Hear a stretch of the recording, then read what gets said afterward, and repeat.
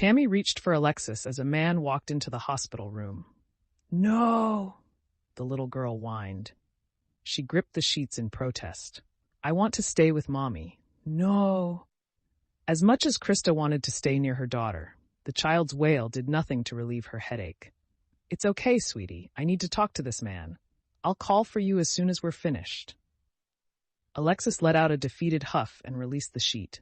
Tammy scooped her up and carried her out of the room. Krista closed her eyes as the room drifted into a comfortable silence. "Sorry, I have a headache. Do you want me to call a nurse?" "No." Krista opened her eyes. At the end of her bed stood a man who looked to be in his early 30s. He wore black slacks and a navy blue button-down under a black jacket.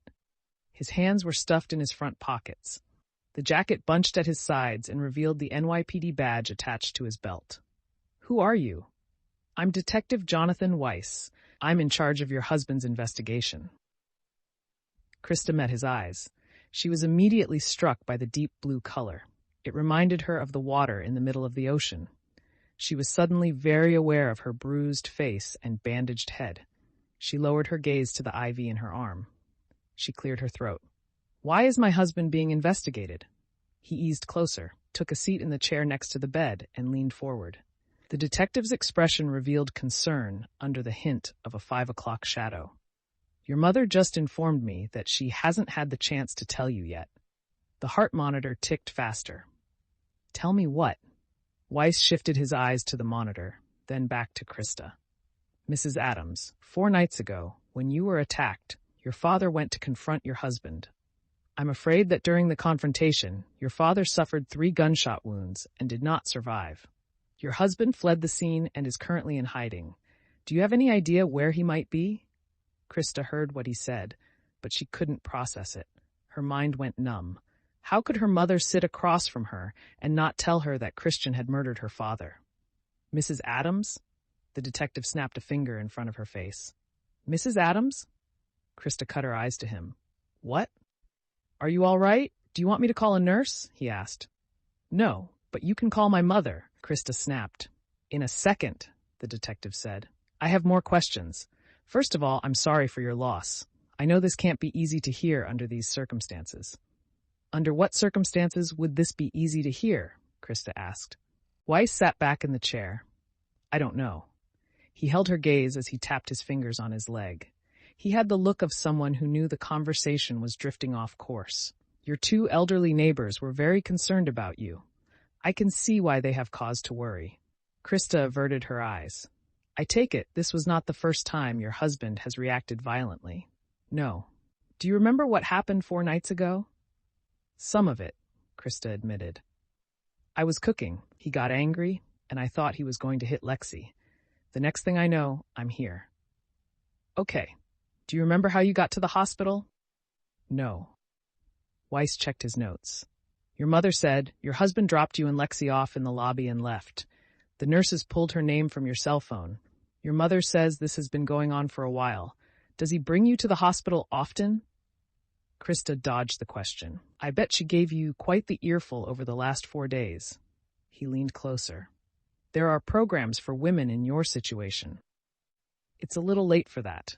Krista closed her eyes again. It seemed to be the only way to diminish her headache. "What happens now?" "I need to find your husband," Weiss stated. "Do you know where he is?" "No." "Do you know where he might be?" "No." "Okay. How long have you been married?" Krista twirled the blanket between her fingers. 4 years. "How long has he been physically abusing you?" "It's not always this bad." "Yes, it is," he corrected. "How long? After you got married? Since you were dating?" "About a year after we got married." He made a note on his pad. "All right, I asked the staff. He hasn't tried to contact you since he dropped you off." "Is he the father of your child?" "Yes." "Has he ever hurt the little girl?" "No, I don't think so." Weiss nodded as he jotted down notes. "Did you keep a gun in the house?" "Yes." "Licensed?" "I don't know. It's Christian's. I've never asked about a license." "Do you know what kind of gun it is?" Krista shrugged. A handgun, I guess. I don't know what kind. It's black, if that helps." Weiss nodded with an amused grin. "Okay, that's fine. Mrs. Adams, do you think your husband is capable of murder? Christian? A murderer?" "At times he displayed a violent personality, but a murderer." Didn't those people have to be pushed to insanity? Christian wasn't insane. She couldn't imagine how she'd react if she found out she'd spent the last 4 years living with someone capable of murder. That wasn't something she wanted to think about. Finally, she shook her head slowly. I don't know. I suppose anyone is capable. Weiss closed the notepad and tucked it back in his pocket. He pulled out a business card. Mrs. Adams, that's all the questions I have right now. I will contact you if I have any further questions, and I want you to contact me if you think of anything that could be helpful. Thank you for your time, and I sincerely hope you feel better. Krista took the card. Thank you. Detective Weiss turned and left her alone with her thoughts. She leaned back against the pillow and tried to sort out what she remembered from the last week of her life. 4 days ago, it had started with lunch. She blacked out and woke up with a skull fracture. 4 days of her life were now lost, and in that time her father was taken from her. Christian was the only suspect. Krista pulled the blanket tighter.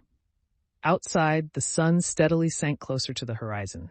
An October chill would be left to settle in the air. She just wanted to crawl into a hole and wait for it all to be over. She didn't think that was likely when she noticed her 2 retired neighbors pushing into the room. They surrounded her bedside, and Lacey grabbed her hand. Thank God. You're okay? Lacey said. She gently touched the bandage on her head. We got here a few minutes ago. Brenda told us the detective was in here with you. I asked her to call the second you opened your eyes. It just warms my heart to know that you're going to be all right. You shouldn't put up with this, honey. 1 good clip with a frying pan is all it would take, Stacy suggested. Wait till he's sleeping and hit him so hard he meets Jesus. Problem solved. Krista couldn't help but smile. I don't have it in me to do something like that. Stacy didn't give up. Nonsense. You know damn well it could have been you up there. Hush now, Stacy. Can't you see the girl is in pain? Lacey turned back to Krista. Your mother told us what happened. I'm so glad Lexi wasn't hurt. Krista nodded. Me too. I'm sorry about your dad. Yes. Krista wiped her eyes with her sleeve. Stacy leaned forward. A sudden loss is hard to handle, but to find out this way is unimaginable. Lacey tapped Krista on her arm. They are still looking for your husband. He hasn't come back, you know. I know, Krista said. I guess he's on the run now.